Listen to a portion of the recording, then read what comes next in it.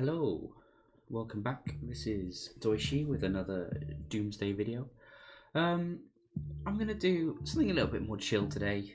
So for the last couple of videos I've had a guest in to review some leagues and stuff, and to discuss with, bounce ideas off. But today it's just me, so I apologise if you can't stand the sound of my own voice. Well, the sound of my voice, I can't stand the sound of my own voice. But I thought we'd just take some time, relax, and review a couple. Well, I say a couple. There's 4 matches here from my decision to go for one of the Eternal Weekend events that happened. So this was the Bayou event, so the legacy one that was sort of European sort of time zone friendly. And basically, spoiler alert, it didn't go so well. However, just because it went badly doesn't mean there isn't good discussion points to make, good talking points, play patterns to decipher through.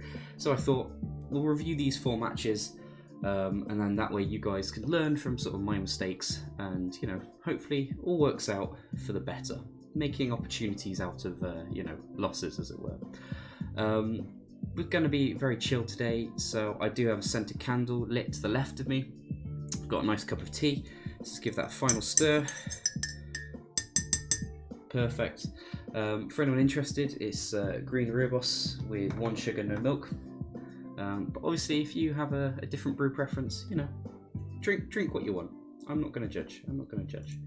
So let's crack on into it. So this was, as I said, the Bayou event. I was running the same list I've been running for the last few weeks, so 4 colour, 3 personal tutors, and so on and so forth. Just watch one of my previous league videos if you want to check out that list. I'm not going to go through it again today. So we'll cut ahead, and we will start with match 1. So obviously we very skillfully win the die roll, which is great. Now, I have no idea what my opponents are on at any given point, really, unless I happen to recognise their username. I don't tend to look them up or anything beforehand.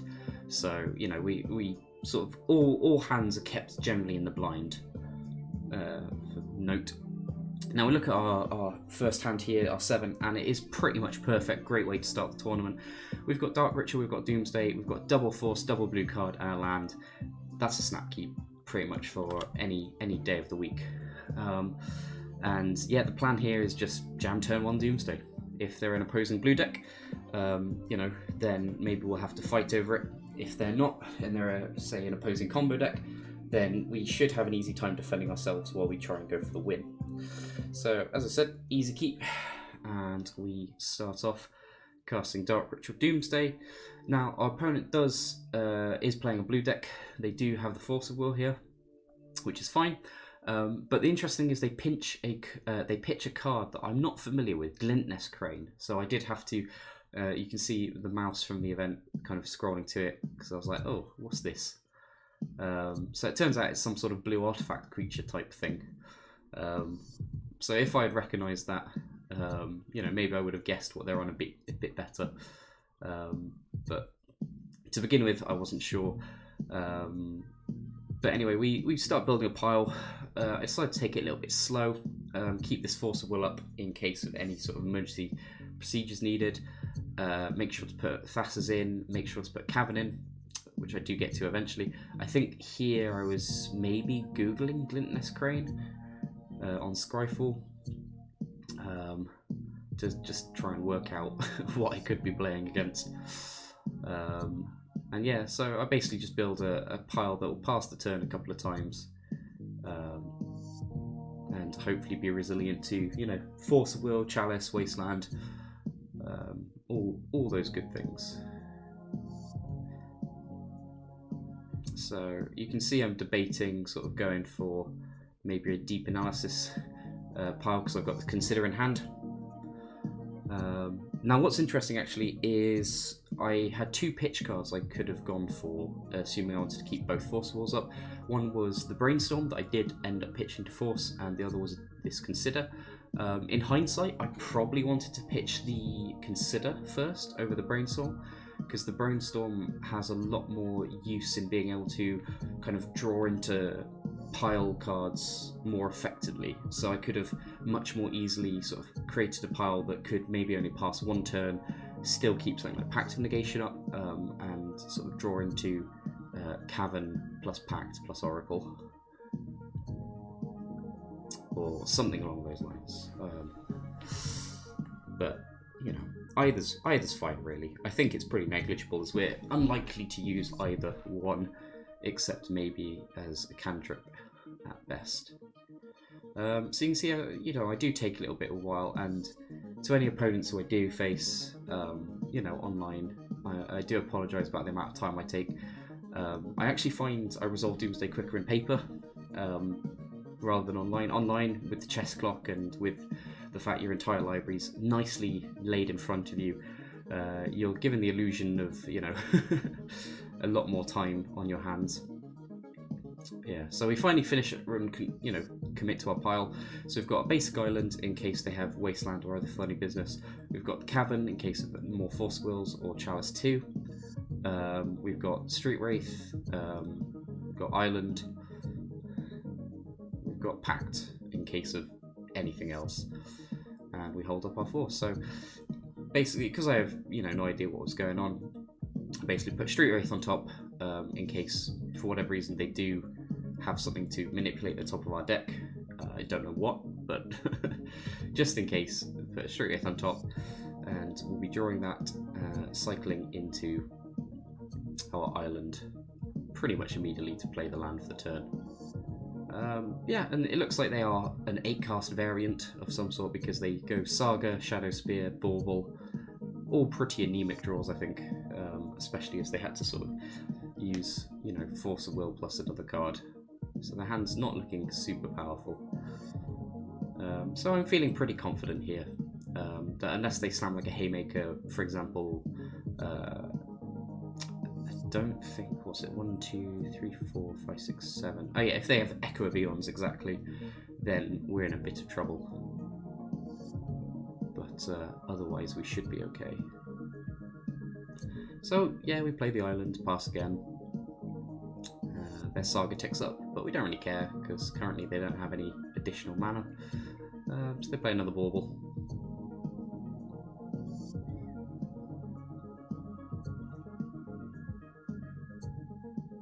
And a second Saga, you know, which we're okay with. This means they, even if, you know, worst case scenario, we would have to pass again a couple more times, they're not likely to have anything worthwhile that they can play off this. So yeah, I'm feeling pretty confident that they haven't found double force plus pitch counters. So I just jam this Oracle with force backup, and I don't think they run any removal that can be cast off just colourless mana. And yeah, that gets us the game. So I'm quite happy that I actually prepped for this matchup before the weekend. So I had not actually played it at all. And then the lovely Otter Lady offered to do an evening of testing, and suggested that maybe this is something, if I'm not used to it, I should have a go again. So it was interesting, because we started off with me deciding to sort of do the old 4 Force of Negation slam in, plus some other bits plan, because I was very, very kind of hyper-focused on the Chalice of the Void aspect of the deck. However, actually, sort of thinking about it, it's more the Force of Wills. The Force of Wills the main problem. So it's probably best. So I bring in Flusterstorm because that sort of gets around Chalice. Bring in second Oracle because it's just generally useful. Pyroblast and Reb for their sort of big haymakers like Echo or Emery, things like that. And I leave the Fons at home. I think now how I'd look at it is maybe bringing 2 Fon, maybe 1 to 2 Fon.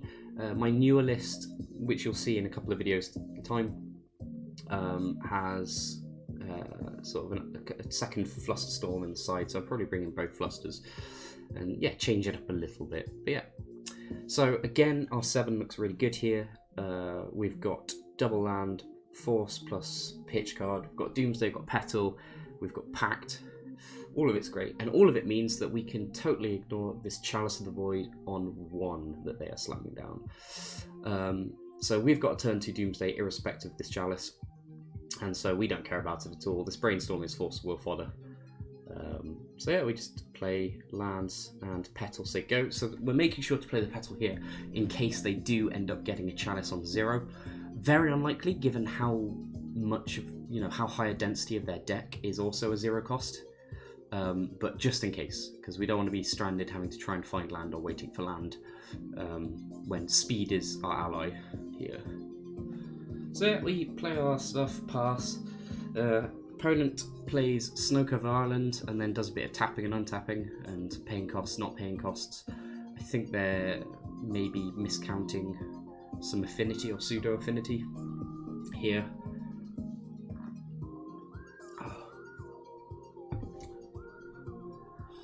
So we wait a little bit for them, and they do eventually get around to casting, I believe, an Emery, if I remember correctly. So they do have to lead on another 0 cost artifact to be able to cast her, because I don't think they want to use the Ancient Tomb.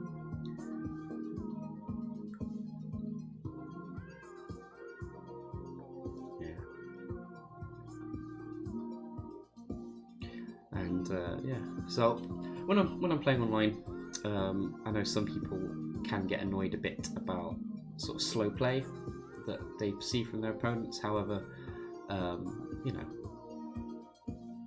Magic is hard. I will never pretend that I know how to play anyone else's deck, so it might be that they have a very large set of decision trees. So you should always be respectful. Always be respectful of your opponents, even in sort of a pseudo-anonymous setting. So yeah, our opponent does cast this Emery. I wonder if they wanted to avoid days, if that was their plan for that sort of thing. But yeah, we find third land, which is fine because, well, it doesn't really matter. We're casting Doomsday now. Throwing it on the stack, and our opponent, in theory, can only have one piece of interaction, which would be a Force Will plus blue card. Especially given that they don't even have Metalcraft yet for this Mox Opal, so they couldn't have anything like Flusterstorm or something similar. I haven't actually looked at the 8-cast sideboards, so I should really do that at some point to work out what they would likely bring in. But yeah, so we build a pile that is basically just double Oracle, triple Cycler. Now this pile, allows us to just continuously jam oracles and keep trying with double counter backup. However, we probably should have put a Cavern in here, because otherwise we are very weak to Chalice of the Void on 2, and it means that we would have to fight over that with our Force of Will here, which is, not the best idea in the world. So our opponent has Bauble, throws that out, gets Metalcraft, taps 4, and lo and behold, they have Chalice on 2. Oh, come on, opponent, come on, I'm spoiling it for you. I'm not sure what they would be debating over. Again, I think they're trying to play around days here. So they activate the Emery, get back a Mox Opal, and then this way they can pay for a daze if we have one. So good thinking on their part.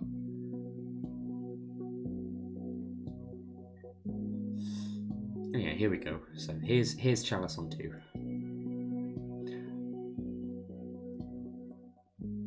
So again, it's only if our opponent has something like Flusterstorm that we're royally screwed here, and thankfully they do not. So we force this, pitching, one of the cantrips in our hand, both of which are superfluous, and that resolves. Our opponent now cracks Bauble, hoping to draw something of use in our turn. Maybe a Force Will if they already have a blue card, or a blue card if they already have a Force Will in hand. And we basically just draw the Cyclers and start just churning through the deck and attempt to cast Oracle with a Pact backup, hoping that's good enough. But yeah, we definitely should have put a Cavern in that pile, so possibly 2 Cyclers, 2 Oracles, Cavern would be the way to go. But yeah, we win that one, which is great. So feeling, at this point we're feeling very good about the tournament. And we jump into round 2. So round 2, we face the Daddy, and this is actually a username I did recognise from the various sort of MTGO dumps and stuff. So I knew that they were on Dredge, or very likely to be on Dredge, and that they are a very good and well-known Dredge player. So as a result, probably facing versus Dredge. Now, game 1 versus Dredge is interesting. Basically, you want to just go fast as possible, and the only interaction they will really have, other than a lucky Cabal Therapy hit, is pretty much Cephalid Colosseum. And Cephalid Colosseum, if they get it active, is really bad news. Now, this is the 7 I see. I keep it. In hindsight, I probably should have just mulliganed and tried to find Dark Ritual Doomsday on turn 1. However, I basically saw this hand, went, okay, I've got a few bits of interaction.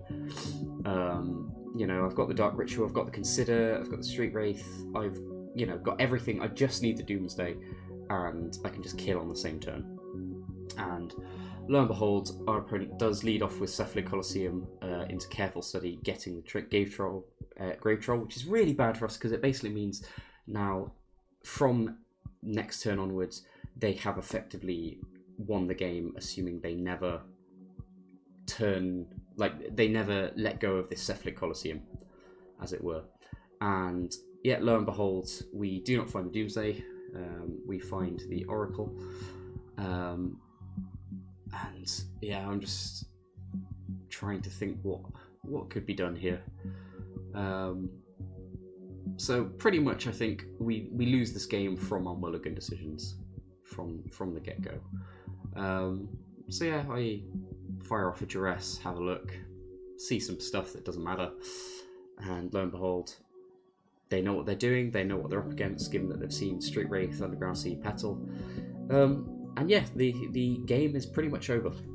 They never take down the Colosseum because they know what they're doing, and we never find an opportunity to try and go through it. Now, this match specifically is a really good indicator as to why, well, it's one of those corner cases as to why you might consider running double Thassa's Oracle main, because that would be one way to get around this interaction here, or this predicament. This is also a really good advocate for something like Baleful Strix. A lot of people use Baleful Strix, you know, as a blocker, you know, some way to sort of retain momentum, go a little bit slower, but stop your opponent from sort of hitting your face. But the important thing that Strix also does is it provides 1 blue devotion. And the problem with Cephalid Colosseum is that Thassa's Oracle by default requires you to have 2 cards, 2 cards left in the library, assuming that the Oracle survives. Cephalid Colosseum causes you to draw 3 cards. So our opponent can just wait until we want to put the Oracle trigger on the stack, try and win with it, and just get you dead. Because the Cephalid trigger targets, which is really cool. So yeah, if you were to have a Baleful Strix or a second Oracle in the deck, then there is an easy way out of this predicament whereby you build a pile that basically gets you to 3 devotion or more and win the game with 3 cards left in the library. And then your opponent's Colosseum does absolutely nothing. So yeah, I'm just going to skip ahead a little bit. So we do eventually find the Doomsday. You know, I elected to not cast it immediately because they Cabal Therapied me previously and know about the Oracle in my hand. And so even if I were to, you know, Doomsday pass turn with a lot of conviction up, they would still just therapy the Oracle out and I would lose the game. So yeah, I knew I'd lost anyway, but there's no downside in trying to win other than your opponent could look through your deck, and to be honest, I don't care that much.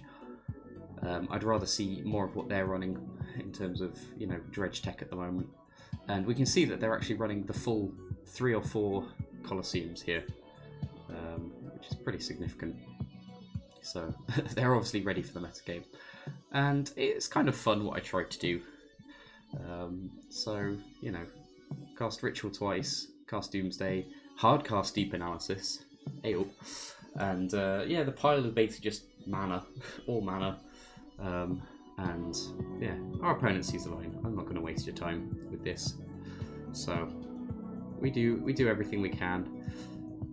What I was hoping to be able to do, because you can see I started with double Daze in my hand at the start of the turn.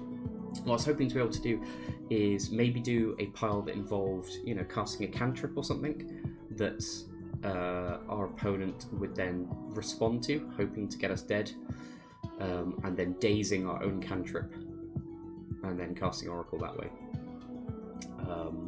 But yeah, unfortunately, because we drew Deep Analysis as opposed to a regular cantrip, that was not the case to be. And probably because our opponent wouldn't have fallen for it.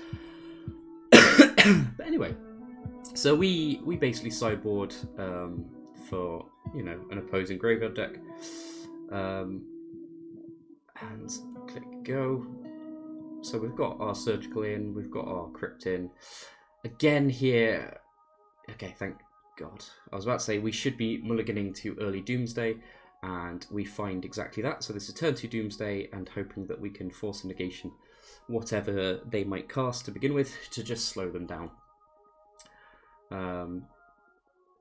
So even if they turn 1 Therapy us, or turn 1 Thoughtseize, or turn 1 Careful Study, whatever they do, other than Lotus Petal, of course, we're probably force negationing it if we can. And unfortunately, Putrid Imp is one of those things that we can't touch. But we do draw the Force of Will, you know, a turn too late, but hey ho, and cast Doomsday.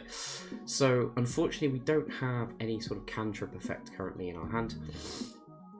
So what we want to be doing is making a pass the turn pile that doesn't lose to something like Colosseum, or any other sort of normal graveyard shenanigans that they could be working with. So with that in mind, we put Tormod's Crypt on the top, because that lets us turn off Threshold. And the reason why we're worried about Threshold is because the Putrid Imp. So the Putrid Imp here can immediately dump any number of dredges in the graveyard and allow them to very quickly get to Threshold. And if they do have the Colosseum, and we know that they're running at least 3, maybe 4, we want to be able to be ready to face against that. So we basically stack a normal Ideas Unbound pile, but with Tormod's Crypt at the top. Because that way we can just lay it down and hopefully be protected from whatever they do, unless what they do is obviously get a very aggressive kill with, you know, just a few Icarids or something. So it might be it was correct to just try and go for it anyway, and just rely on our opponent not getting, you know, Colosseum Threshold or anything similar to that.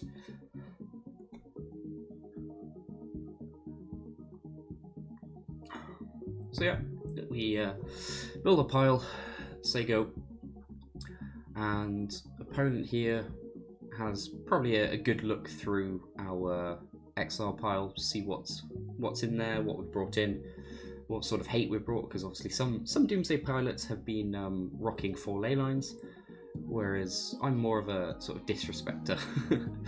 I sort of have 1 Crypt, 1 Surgical as my graveyard hate of choice. But yeah, so pass over to them, and let's see what happens. So obviously, you know, in their upkeep before they draw, they throw a Dredger in. Only discard 1 though, but they get plenty more, and they do sort of dredge into a Colosseum. But lo and behold, they do have the second Colosseum in hand, so they can also, at their whim, discard another 2 cards, get Threshold, and get us with the Colosseum trigger. So it was good that we put the Crypt on top.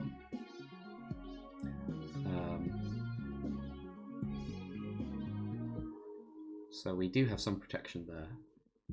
Now, I'm intrigued to see how they would sideboard, to be honest, because, as I said, some Doomsday players bring in Leyline of the Void, so I don't know whether they would bother with Force of Vigor.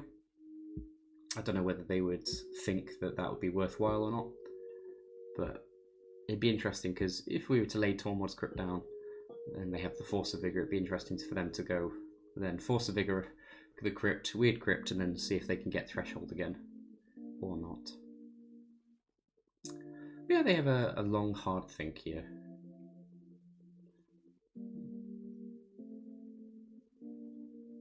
Probably working out whether to cast something or not. So they start paying some costs. And yep, lo and behold, they have a Faithless Looting. Now, this here might have been a poor idea. Pitching Force of Negation. Well, just forcing in general. But basically, I couldn't think as to what they might have that would be, worthwhile to play around in hand, that would require forcing anyway. So that's why I did that. Because I thought the only way that I could lose this now is if they get a really fast dredge going. So if they dredge, what would that be, 8 from the 2 thugs at least, and then hit some Icarids, hit some therapies or something. Maybe they. I don't know if they run any haste enablers anymore. So maybe that was just a misplay in general. But basically, I just couldn't think of something that they would have that I would need to hold a forcible up for more, especially as we're going to be trying to win this turn. So we draw the Ideas Unbound, crack Crypt, get rid of their yard, and at this point I think I've pretty much got it in the bag. We know what we're drawing. It's Petal Oracle, no problems whatsoever. And yeah, that's not the case. So our opponent has an interesting extra card in hand that, in fact, is really quite bad for us. But actually would be bad for us even if we had the Force. Thinking about it, but you'll see in a moment. So, I didn't when I entered the event, I was not expecting to be blown out by this card in particular. And well done any of you at home who have guessed it by now. So Oracle Trigger goes on the stack, and I'm thinking, yeah, this is great, everything's fine. I'm like, oh, why haven't they let it resolve yet? This is a bit weird.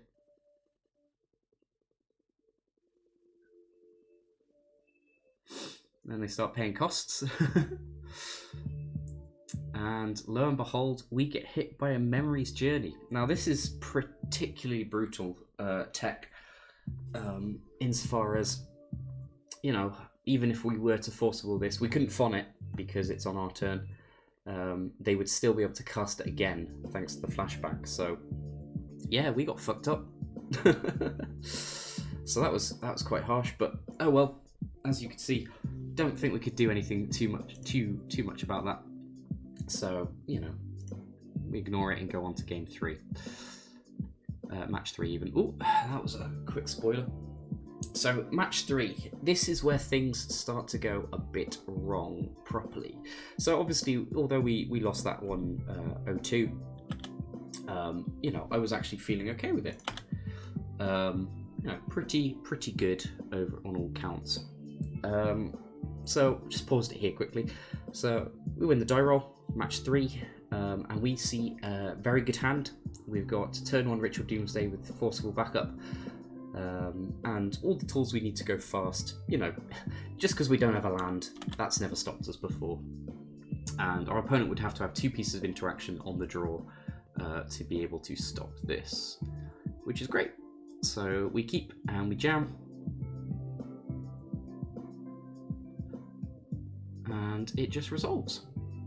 Now, sadly, if that was a land that we had played off instead of a petal, we would have a turn 1 kill here, because what we could do is cycle Edge into a Lotus Petal. Lotus Petal, cast Consider, put Deep Analysis into the graveyard, draw Lion's Eye Diamond, crack, discard Deep Analysis, flashback Deep Analysis targeting ourselves, and then draw Petal and Oracle for the win. That obviously assumes that our opponent doesn't have anything like Endurance, or they were just kind of bluffing the F6 or anything. But, we don't have that, so we just build something to pass the turn, and with the idea that maybe, we'll try and win through one of the myriad of things that it could be that our opponent has. So, when you're doing a pass turn pile in the blind, you always have to think, right, am I likely to face turn 1 Blood Moon, turn 1 Chalice, Wasteland, Endurance? You know, our opponent had a Daze that they couldn't cast. There's a lot of variables here, and basically what we build is something whereby we can effectively go draw island, and then if we wish we can Edge of Autumn into Brainstorm and then do a Brainstorm pile.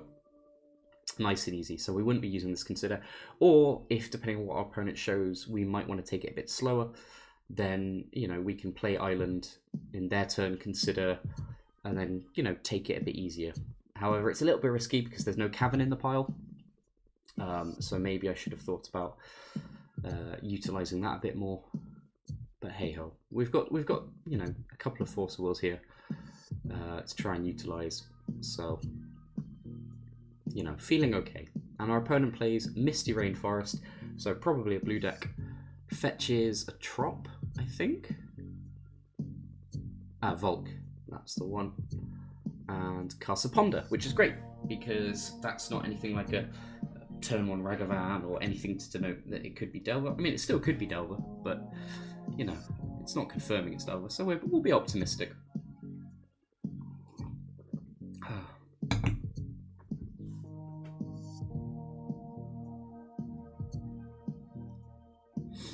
So yeah, we pass the turn.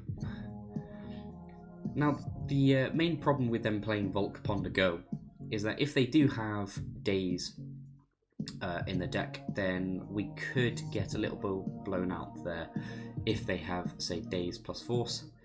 So I do and ah about it, and I do pass the turn. So here now, as I said, if we're not sure about it and we haven't got a cavern on a pile, which, you know, is pretty bad in some ways, we'll have to work out what's going on and see if we can just, you know, take it a little bit slow and win the game that way. Maybe it's still correct to try and jam and just hope that, you know, seeing as they didn't present Force the first time, that they didn't find what they needed with the Ponder if they are looking for, you know, stack-based interaction, and they aren't today's deck, and so on and so forth, and just jam, see what happens. But it's not the case. Now they fetch Tundra. So Tundra implies this is probably a Jeskai monkey build or something similar. And here, the reason I don't consider there is because if we draw this Brainstorm, I can't then utilize Brainstorm to get to bottom of the pile. Now this was a really stupid idea because, yeah, basically here I just throw this game because our opponent, even though I haven't got a cavern in the pile, our opponent is presenting a Tundra, okay? And this Tundra is a really weird thing, but basically screams that they have Swords to Plowshares. And so now I've put us in a position where we lose to a combination of Swords plus Daze, or Force plus Daze, or Swords plus, or Force plus Swords. Basically, this was really dumb. I should have just, at this point, I should have maybe, you know, cast Brainstorm, put a Petal into play, said go, and just pass the turn to try and get to 0 cards. Because at least that way, even though I haven't put Cavern in my pile, which I really should have, at least that way then we can still win through a piece of removal. So I was very annoyed at myself after that, and this is where it kind of all goes a bit wrong, really. So yeah, the Dredge match was totally fine, and here I think definitely was a little bit, we'll just say it how it is, you know, feeling a little bit on tilt. And as soon as you get into that mindset, unless you kind of get like a win or something that goes your way, it's very difficult to get out of it. Yeah, so I know I'm very self-critical. It's a very bad habit, but one that's very difficult to get out of. So, you know, we try and live with it as best we can. The main trick is making sure that you don't let it affect others. As long as it only affects you, that's fine. Just don't let anything sort of, you know, go out and affect other people negatively. You should always be courteous and polite. So yeah, we're gonna jump ahead a little bit now. So we facing Jeskai first hand. Let's jump back. Sorry, I went a little too quickly there. Okay, so first hand. Now, problem with first hand is it's got a lot of interaction, but it doesn't do anything. Casts like turn 1 Ponder. If they're on Jeskai Monkey, they might be running Wasteland. It doesn't do anything. We haven't got Rich. We haven't got Doomsday. I mean, you could keep it. It's got 2 mana. Ponder maybe finds 3rd mana plus Doomsday or something, but I'm not feeling it. So that's why I'm mulligan. Second hand is definitely looking a little better, but still, it's not brilliant. This deep analysis is kind of awkward. So I'm basically trying to aggressively mulligan here for, you know, Dark Ritual Doomsday plus Days or something. Maybe I should have kept the 6, but 5 is fine, I think. And we throw away Deep Analysis and Personal Tutor. Keep up Flusterstorm, Force of Will. So this way we can just go turn 1 Personal Tutor, grab Doomsday, and then play second land and hopefully get, you know, Ritual off on turn 3 and cast, you know, Protected Doomsday with Flusterstorm back up, which can be quite hard for opponents to face. I think I'll just quickly mention my sideboarding for this match. I think was probably a bit too light. They're Jeskai, they're probably running Meddling Mage, so we should probably have considered bringing in like the Red Blasts or Massacre or something as an easy answer for those, but we didn't, so that's that. Yeah.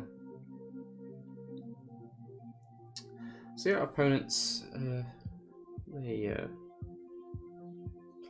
play mana, and here play, I think, a Ragavan? Oh no, they play a Ponder. Guess I just totally forgot. So yeah, they do a bit of cantripping, and we're not too worried here. We're just basically now hoping to get we'd rather a Dark Ritual over land, because we don't really want to be jamming Doomsday into Days unprotected if we can help it. So we do draw lands, and now we need to think, you know, is this going to get better or worse for us if we wait? It's probably going to get better, at least in the short term, because this way we can get another land up. That lets us pay for Days or cast Flusterstorm along with the Doomsday. All manner of things. So yeah, opponent does a bit more cantripping. And we're happy so long as they're not throwing down a threat or any sort of big haymaker here. And also not wastelanding us, because we're being very disrespectful. Because we don't really have a choice. I wouldn't fetch Basic Island in this scenario, and you really shouldn't. But yeah, so they cast a Meddling Mage. We basically have to fight over this, but at least we can pay for Days. They, you know, let it go. And here basically we've got a Personal Tutor. Personal Tutor is basically fine, because this lets us cast Doomsday. If they have the Days, fine.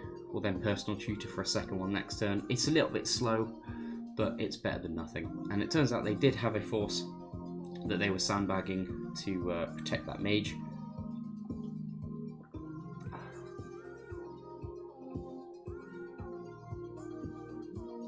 So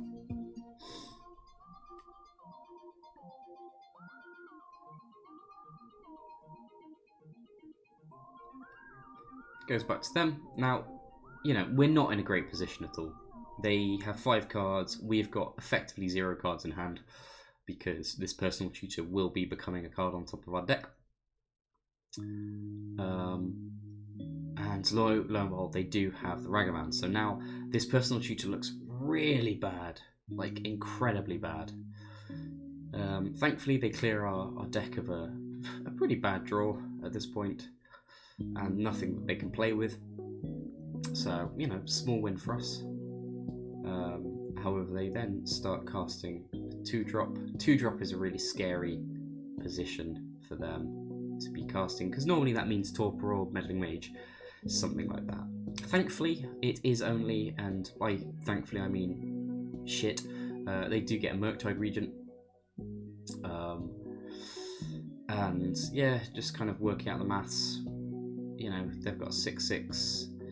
If I personal tutor this turn, and get Doomsday and even preordain it to the top of our deck, what can we do with that?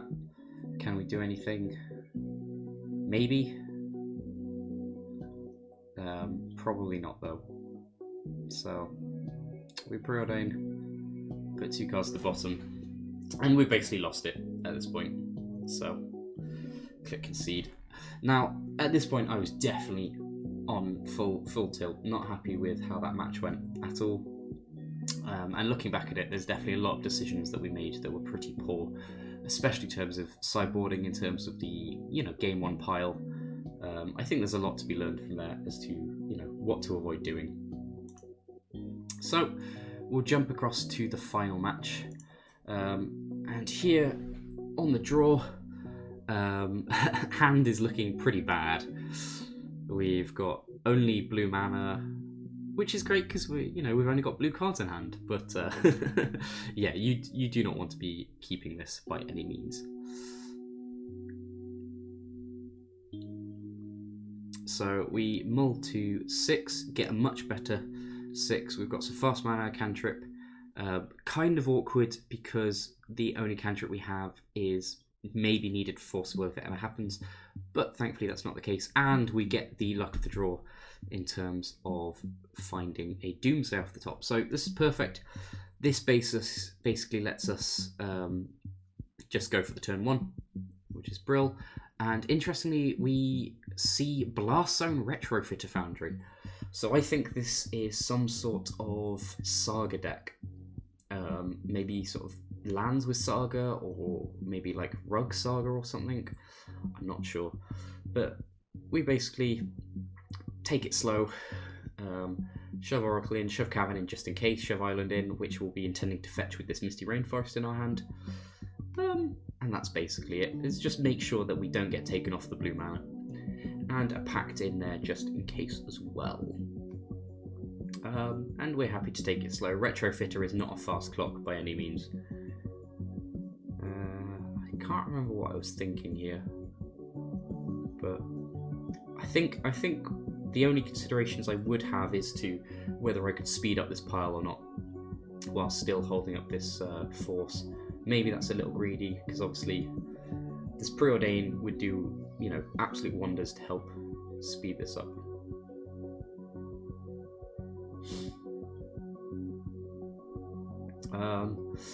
And yeah, we put Street Wraith on top, then the Oracle. So the reason being there is we can, if we want, cycle Street Wraith into Oracle. So we've got 5 cards left in library currently. Draw Step would take us to 4, Street Wraith would take us to 3, and then play Misty, fetch Island, that would take us to 2. That would let us just cast Oracle next turn with Forcible backup, if we wanted to. And obviously, that beats one piece of interaction, whether it's an Endurance, whether it's an opposing force, or whatever.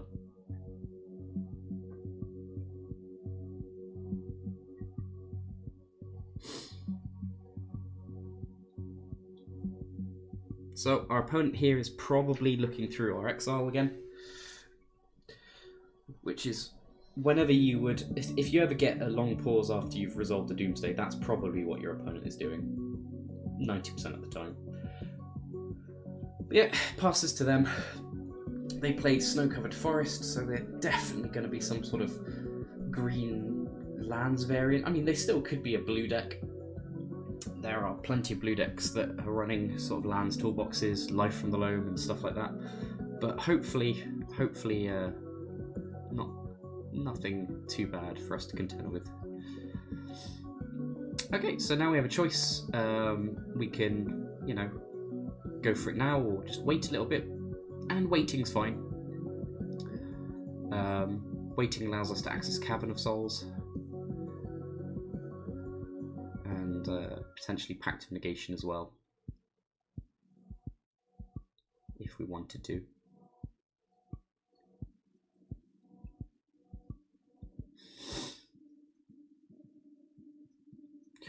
And the fun thing is here, if we were to just pick, say, Doomsday Go for the full 5 turns of the pile, and not Cycle Street Wraith, and not crack Misty or Petal, then we actually have an endurance-proof pile as well, because they could only put the Doomsday back on top. I mean, we could still, you know, do one thing. So maybe if we had to force something as after, we could have 2 cards in the pile, and then go to 0, endurance back up to 2. But yeah, so our opponent plays Urza Saga. Lo and behold, big surprise. We kind of knew about that in their deck. They still haven't shown us any blue lands, which is kind of nice for us, I guess. So I decide to go for it here with 2 pieces of interaction up and ignore the Cavern. Mainly because they don't have any white mana, they don't have any sort of second green mana. So I'm fairly confident that I can just resolve this Oracle trigger, you know, with no problem. So we're against a lands type deck, it looks like. So we take out some of the bits and pieces that we're not going to be useful. You know, we add in Force of Negations because most of their interaction is permanent based. We add in Chain of Vapor as an oops button, an emergency press button in case we need it. And then we just take out some arbitrary stuff, discard, preordain, some cyclers, and so on and so forth. I leave Cavern in because sometimes these lands decks can play Red Elemental Blast, sometimes they can play Chalice of the Void. Who knows? It's the Wild West out there, so we basically just want to make sure that we have the toolbox available to protect us from whatever we need to protect from.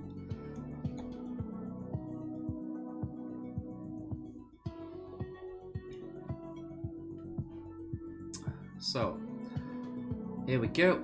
Let's have a look at our match 2-7.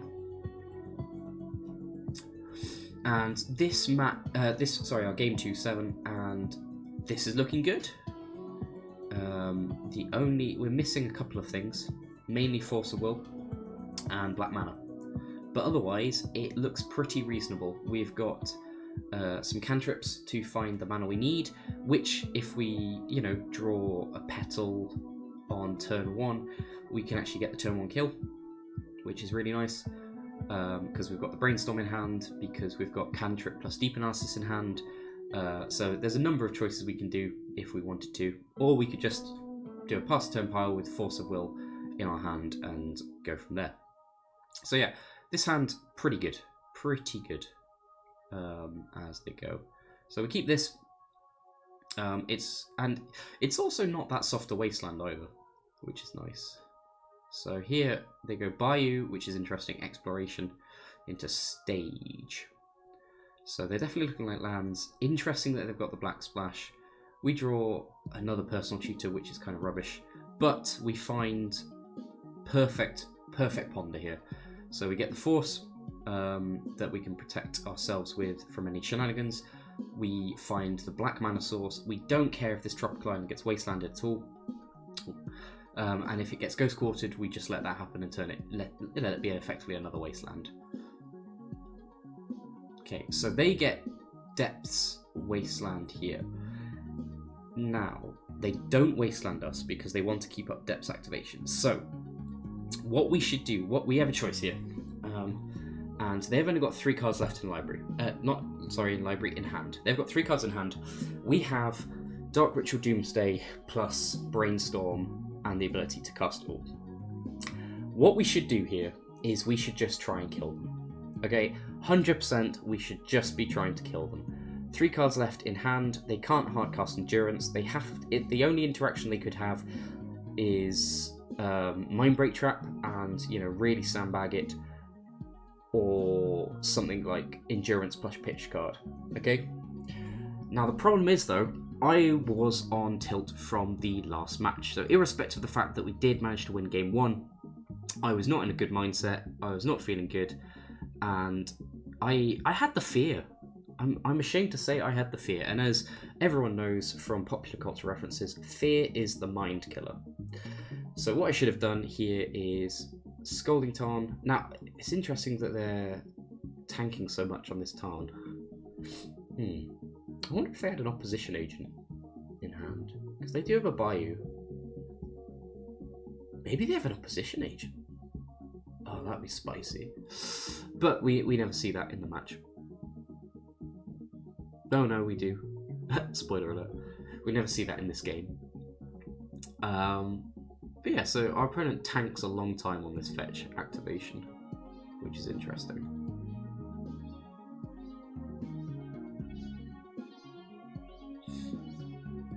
Can't remember how long though. So we'll skip ahead a little bit. Oh, they take so long, and actually I asked them if they're okay. Which I guess they are, because they let it resolve eventually. So here, as I said, we should just build a brainstorm win pile. Okay, there's no way to think about it. We should just be making them have it. And what we can do is brainstorm here into you know, the full caboodle, and just go for it and just pray. Really. But we don't. Instead, we play ourselves by starting to play 5D chess, where we're thinking about Chain of Vapor, so we Chain of Vapor their Dark Depths and do all the manner of other things, and, you know, think about the Wasteland, and then don't think about the Wasteland and stuff. And basically, we just...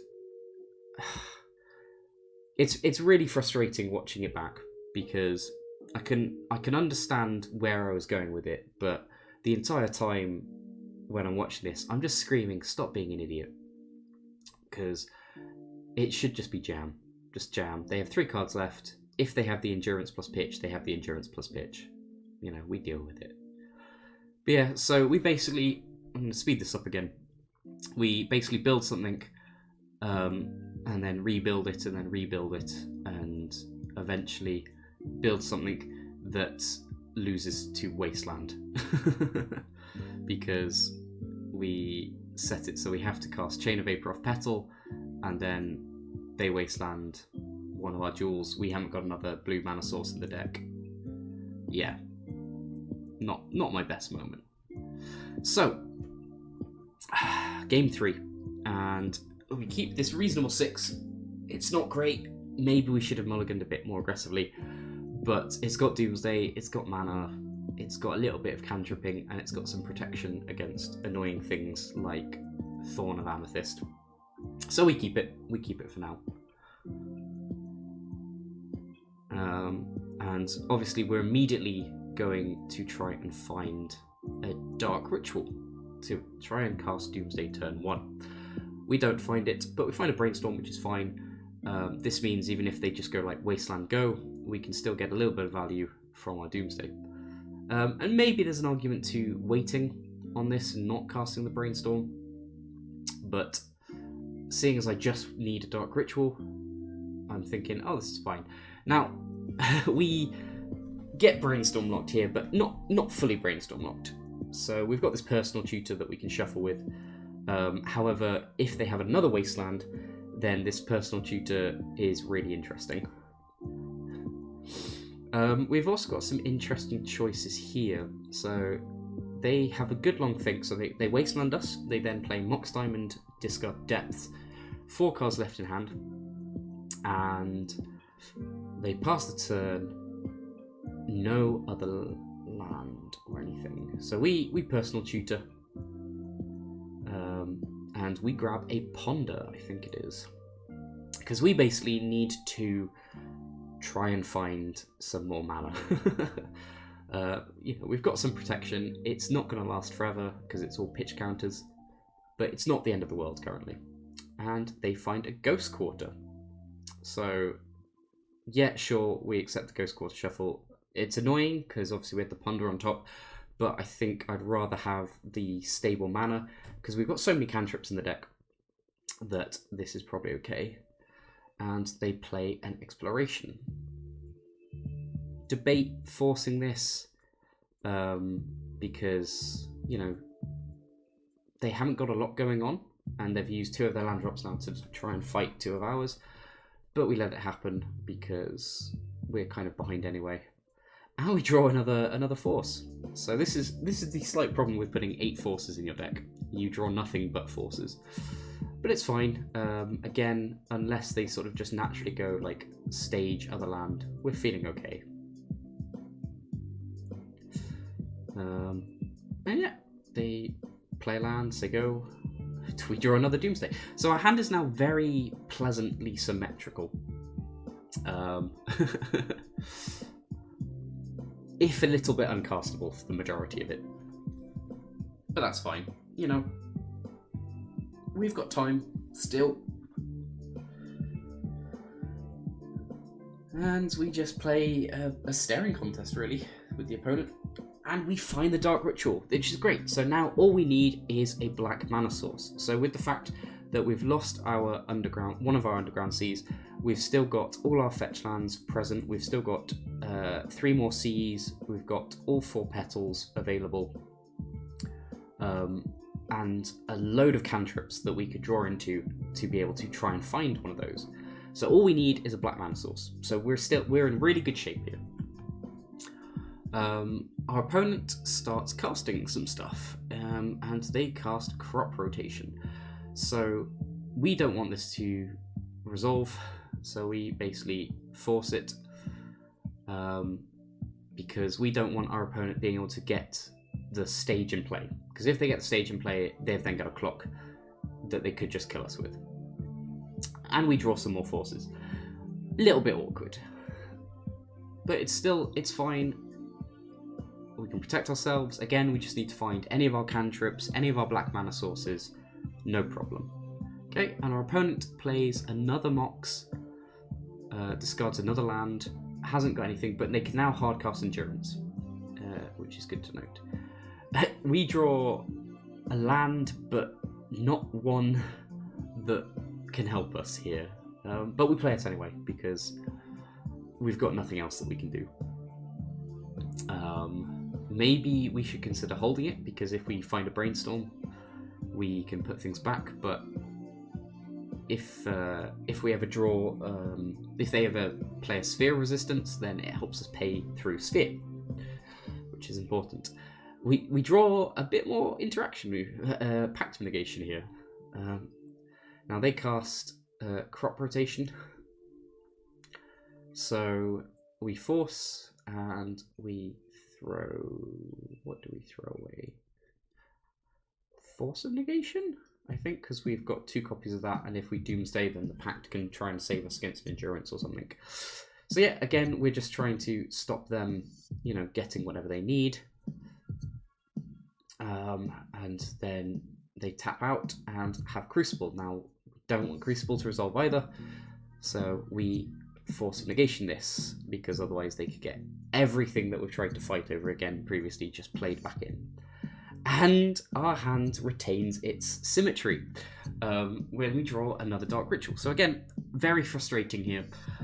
All we need, any cantrip, any black mana source that can cast a Dark Ritual, and we'd be fine. And yeah, we draw another force effect. So yeah, I mean, this is funny. Like, and lo and behold, we get absolutely wrecked here. So remember I mentioned the Bayou earlier, and I was like, oh, could they have Opposition Agent? They do have Opposition Agent. So now we're in a horrible position, because we cannot Doomsday right now, and especially as they wasteland our Cavern of Souls, we're in a really bad situation. So basically what needs to happen now is we need to find black mana source, plus we need to find our Oracle naturally, and lo and behold, after they resolve the Opposition Agent is when we find the Petal finally. But obviously, you know, the turn before they were holding Opposition Agent up, so we'd have been screwed. But yeah, we need to find Oracle, we need to find black mana source, plus having 2 blue, we need them to, you know, not bring in a million. Well, actually, that we've already exiled our Pact of Negation, so I don't think they'd be able to stop us through anything they were to take from our deck. But basically, we haven't lost yet, technically, but we basically have lost, because the odds of us finding everything are pretty slim, to be quite honest. But we play on because we're stubborn, and we refuse to lose on a game that we still have a chance, no matter how slim it is for. And also because we're feeling very salty at ourselves for the game 2, where we probably should have just tried to go for the win.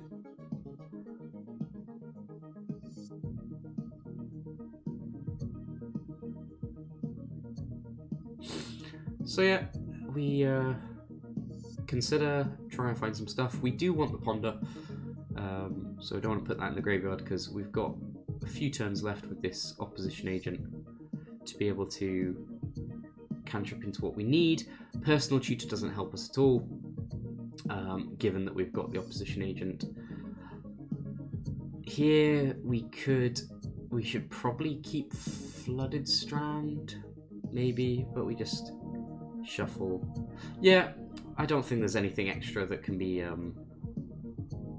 added here that's useful. Basically, we don't find the Oracle, and that's that. So yeah, at this point, I am feeling pretty rubbish. So as I said, I dropped from the event. Bit of a shame that it went that way, but hey ho, it was all through my own decision making. So there's no one else to blame, and you could make a lot of excuses. Wasn't feeling it that day. I got it into your head. It's a large event. Maybe you weren't relaxed or anything, but at the end of the day, didn't do well. That's fine. Okay. There are other things that are more important in life, so don't worry about it. But yeah, so that was the Bayou event, going a delightful 1-3. I hope it was helpful, maybe entertaining. Magic videos are very boring, really, so apologies if you didn't enjoy this. But yeah, so as usual, thank you very much for watching. Music is provided by Idleru, a local artist from Bristol. Please do check out their Bandcamp if you watch these videos and you like the background music, especially when I put it a little bit too loud. But otherwise, thank you very much, and wherever you are, have a lovely day, or evening, or morning, and I hope you enjoyed this little video. Bye for now.